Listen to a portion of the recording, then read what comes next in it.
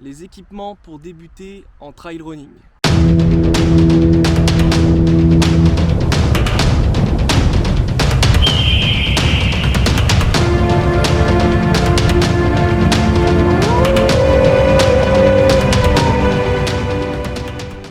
Yo la meute, j'espère que vous avez la forme comme d'habitude. Moi en tout cas c'est toujours le cas.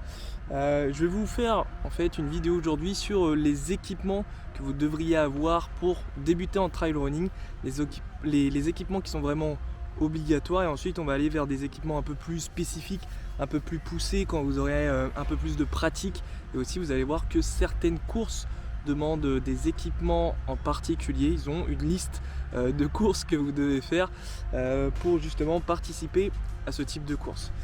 Avant de présenter vraiment la vidéo, n'oubliez pas que vous avez toujours la Bible du trailer débutant totalement disponible et gratuit. Le lien est dans la description. Vous avez juste à me donner votre prénom et votre adresse mail et je vous envoie tout ça en quelques minutes. Et si vous êtes nouveau sur la chaîne Wolf Trail, sachez que je donne plein de conseils, plein d'entraînements pour la pratique du trail running. Si vous voulez progresser tranquillement à votre rythme, que ce soit pour le plaisir ou pour la performance, n'hésitez pas à vous abonner tout de suite à la chaîne.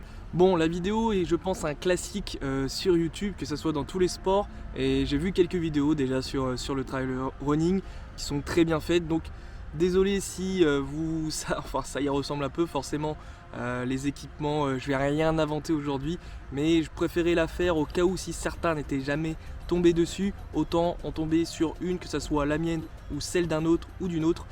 Donc voilà, vous inquiétez pas.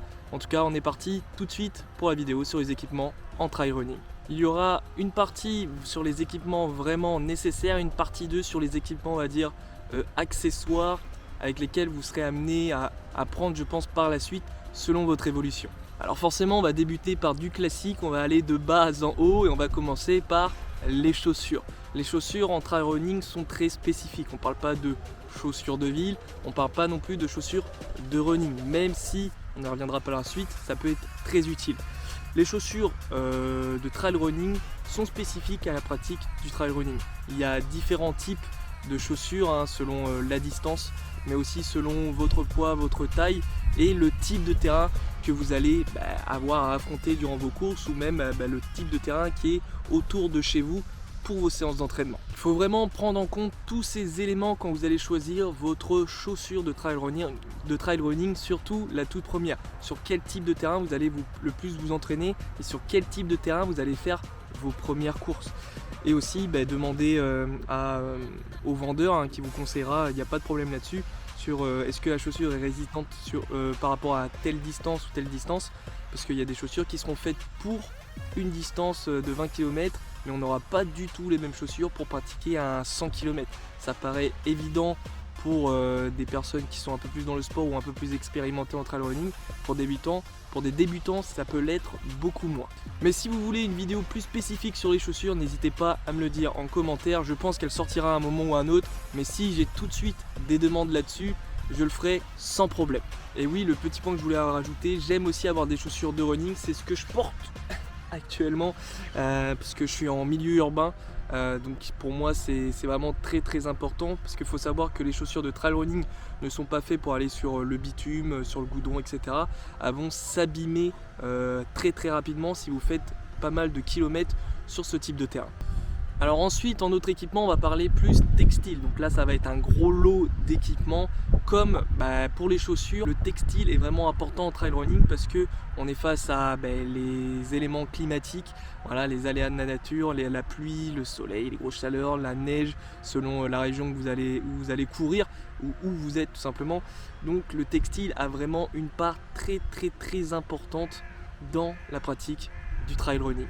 Et on va commencer là aussi de bas en haut, et par un tout petit élément qui me paraissait pas du tout important au début, mais les chaussettes sont essentielles, surtout plus la distance est longue. Avoir de vraies chaussettes de sport qui maintiennent bien la cheville, qui ont des renforts sur les points sensibles du pied pour éviter les ampoules au maximum, voilà, les douleurs, les gênes, etc., les frottements, ça sera vraiment essentiel pour le confort et aussi la recherche de performance de toute façon à un moment donné. Donc vraiment les chaussettes, il faut les choisir aujourd'hui. C'est un élément très négligé au début. Et par expérience, je vous promets que juste prendre déjà une paire de chaussettes pour essayer, pour voir la différence, vous verrez que vous allez en acheter plusieurs. Ensuite, on va avoir tout ce qui est bas, les shorts, les cuissards, voilà, les collants, etc. Il existe vraiment une pléthore d'équipements disponibles en trail running. Selon, là encore une fois, la température qu'il fait, selon la période à laquelle vous courez, l'endroit dans lequel vous courez, la distance, etc. Voilà, les shorts, on aura des shorts amples, du coup les cuissards qui vont être beaucoup plus collants. Donc là, c'est vraiment au goût de chacun. Je vais pas parler pour l'instant de tout ce qui est fashion et tout ça, les couleurs, ça c'est pour tout le monde différent. J'en parlerai pas dans cette vidéo, j'en parlerai sûrement jamais puisque c'est pas le côté le plus intéressant, ça c'est vraiment propre à chacun. Il n'y a pas de jugement si vous êtes jaune fluo ou noir, il n'y a aucun problème là-dessus, il faut que ça soit efficace. Avant de passer à une partie beaucoup plus haute de notre corps, on va rester sur le milieu du corps et oui, peut-être passage un petit peu gênant pour certains, mais je suis obligé d'y passer parce que par expérience c'est vraiment très important. Je vous déconseille de prendre des boxers que vous prenez pour la vie de tous les jours, parce que le textile avec la sueur, etc. n'est pas très adapté à la pratique du sport en général et surtout au trail running, sachant qu'on court très longtemps, donc on a énormément de perte d'eau, d'où la sueur. Et avoir un boxer au textile, je sais pas, en nylon ou ce genre de choses, ça peut être très désagréable à l'entrejambe. Voilà, je parle en connaissance de cause, vraiment. Moi ça m'est arrivé par chance durant un entraînement, 2 entraînements pour que je comprenne vraiment qu'il était important d'avoir un boxer spécifique sport. Voilà, avec un textile vraiment particulier qui se retrouve facilement, hein, mais voilà, il y a vraiment un textile pour faire du sport en endurance, pour les boxers aussi. Donc faites en sorte de là aussi bien choisir au même titre que les chaussettes pour pas que ça vous arrive en pleine course et que ça soit vraiment désagréable et peut-être dangereux aussi. Alors là sur la partie haute, il y a encore une pléthore de choix, énormément de choix entre les sous-couches, les couches, les vestes, les t-shirts amples en compression, enfin en compressif. Enfin voilà, il y a énormément de choix. Les vestes comme j'ai là, avec grande ouverture, qui un peu tout en un, la mienne, donc qui permet de se protéger de la pluie, garder une certaine température dans le corps. Il y en a qui feront mieux que celle-ci, parce que moi comme j'ai dit elle fait un peu tout, donc elle fait pas un domaine en particulier au top, mais en tout cas moi elle me suffit amplement pour mes distances que j'ai pratiquées jusque là de 20-30 km. Mais voilà, là aussi, encore une fois, la distance, la température que vous allez affronter avec tout ça sera un choix important dans les vestes, dans les t-shirts, dans les sous-couches, dans les pulls au vert aussi, ça existe, puisque quand vous allez pratiquer par exemple en montagne sur de longues distances, il faudra respecter 3 couches essentielles et qui sera de toute façon demandé pour ces courses-là. Ah oui, j'ai oublié de présenter mes chaussures, mais bon, c'est pas grave. On va passer sur le sac en trail running. Là aussi, ça dépendra de la distance surtout que vous allez faire, et aussi avec l'expérience petit à petit, je pense que vous allez réduire ce que vous allez mettre dedans, mais la taille aussi sera importante pour la distance déjà, et par rapport à vous, vos habitudes, votre routine, ce que vous allez manger durant vos courses de trail. Les sacs de trail running sont par taille, c'est en litres, voilà, c'est donné en litres. Selon ce que vous allez pouvoir en fait tout simplement mettre dedans. Donc voilà, les sacs de trail pourront vous donner voilà, des poches pour mettre des barres ou mettre votre téléphone, voilà, des petits élastiques pour mettre voilà, peut-être des caméras, des appareils photo. J'ai pas essayé encore la petite DJI Pocket avec laquelle je filme mes vidéos dessus, mais voilà. Donc là vous avez la poche d'eau, il y en a sans poche d'eau je crois. Petite poche à l'intérieur, donc la poche d'eau rentre à l'intérieur et ensuite on y viendra, mais il y a aussi les flasques. Là c'est vraiment à ça que servent normalement les poches, mais ça peut être aussi utile pour mettre son téléphone. Alors nous arrivons maintenant sur la fameuse transition avec les accessoires, pas obligatoires ou non. On va aller là aussi en importance, à peu près ce que je pense que je vais faire. Enfin je vous l'afficherai si c'est vraiment important, parce que quand je pense au premier élément que je vais vous donner, pour moi il est quand même essentiel aujourd'hui en trail running, puisque voilà, c'est un point de vue sécurité très important. Ça sera un élément technologique, ça sera le téléphone. Voilà, au-delà de ce que ça peut vous apporter en termes d'éléments sportifs, de performance, avec les applications comme Strava ou Adidas Running ou ce genre de choses pour analyser vos entraînements ou savoir la distance que vous faites, l'allure à laquelle vous êtes, etc. Ce qui peut être très intéressant avant de se lancer dans une course pour savoir, pour juger en fait la distance que vous allez pouvoir faire ensuite. C'est important d'avoir un téléphone pour téléphoner en cas d'urgence. Voilà, c'est normalement l'élément de base d'un téléphone, c'est la communication, et surtout quand on est en danger. Voilà, vous pouvez partir en course, être au milieu de nulle part dans une montée et pas être bien du tout, avoir le téléphone c'est important. Alors s'il y a du réseau ou non aussi, mais bon, on est quand même en France, on est quand même un pays où il y a pas mal de réseaux, donc autant en profiter aussi. Et aussi quand vous faites des sorties en entraînement tout seul, ça peut arriver, un pépin physique, appelez votre mari, votre femme, vos enfants, vos parents, si ça va pas, c'est important de l'avoir avec vous, donc téléphone essentiel pour le trail running aussi. Alors toujours sur la technologie, une montre, ça sera intéressant si vous voulez vraiment analyser correctement vos performances et avoir en fait de bonnes analyses.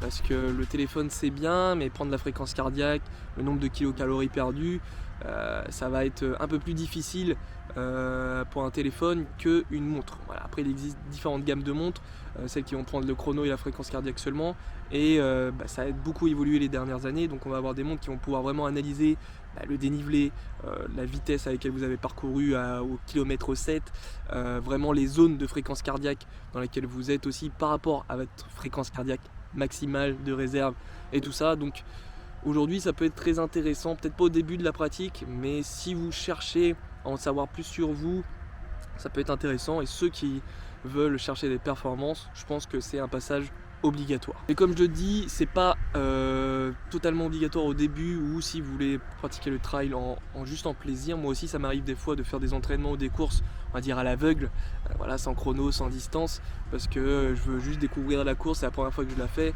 découvrir les paysages, prendre mon temps et juste arriver au temps limite recommandé par la course. Voilà, c'est tout. Alors pour faire une pierre deux coups, les accessoires comme les lunettes de soleil, les bonnets, les bandeaux, j'ai noté quoi d'autre, les gants et les casquettes peuvent aussi être très utiles à la pratique de trail running. Je les ai pas en tête tout simplement parce que je n'utilise pas forcément ces éléments là. Voilà, j'ai un bandeau intégré et une capuche aussi intégrée dans mon kawaii, dans ma veste, donc je les utilise vraiment quand le temps est pourri. Voilà, et c'est surtout à ça que ça va être utile, c'est par rapport au climat. Les lunettes de soleil, si vous avez les yeux fragiles, le soleil, vaut mieux s'en protéger en effet pour pas être ébloui, ce genre de choses. Donc c'est des petits accessoires libres à chacun et qui peuvent être très utiles en course et en entraînement de trail running. Ensuite, toujours sur le niveau de la tête, la frontale. Et oui, on peut aussi avoir des lampes frontales en trail running selon le type de course que vous allez faire. Il peut y avoir des départs très tôt le matin et des arrivées et même des courses nocturnes. Donc avoir une frontale sera vraiment très important. Et aussi pour les sorties longues, voilà, en milieu rural, très loin de la ville, en forêt, et qui se passe pas très bien puisqu'on s'est perdu, et je parle en expérience de cause, et qui commence à faire nuit, avoir une lampe frontale ça peut être plutôt sympathique à avoir avec soi. Il y aura aussi les battes de contention utilisées par beaucoup de coureurs, je veux dire, parce que moi j'en ai pas vu beaucoup les utiliser, mais apparemment ça se fait énormément. Il y en a qui les utilisent en course, voilà, pour bien faire circuler le sang, et surtout en après-course, parce que moi je vois plus l'utilité en après-course pour récupérer, là aussi pour la circulation du sang, donc permettre une meilleure récupération. Moi personnellement je n'en utilise pas parce que j'arrive à plutôt bien récupérer avec des éléments très simples, hein, voilà, l'hydratation, l'alimentation, le sommeil, des automassages, des étirements. Mais sinon, bas de contention, moi j'en utilise pas, mais voilà, ça peut faire partie des équipements du trailer et de la traileuse. On aura aussi ce qu'on appelle les guêtres, donc c'est quelque chose qu'on va placer ici au niveau des chaussures.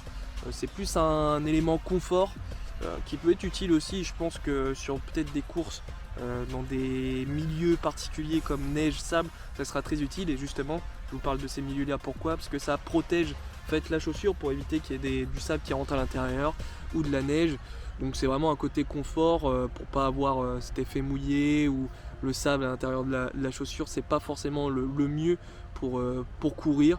Donc c'est un élément à prendre en compte et pourquoi pas investir dedans. Ça doit pas être très cher, j'ai pas regardé les prix personnellement, je n'en ai pas, mais voilà, je pense que c'est un petit investissement plutôt sympathique point de vue confort.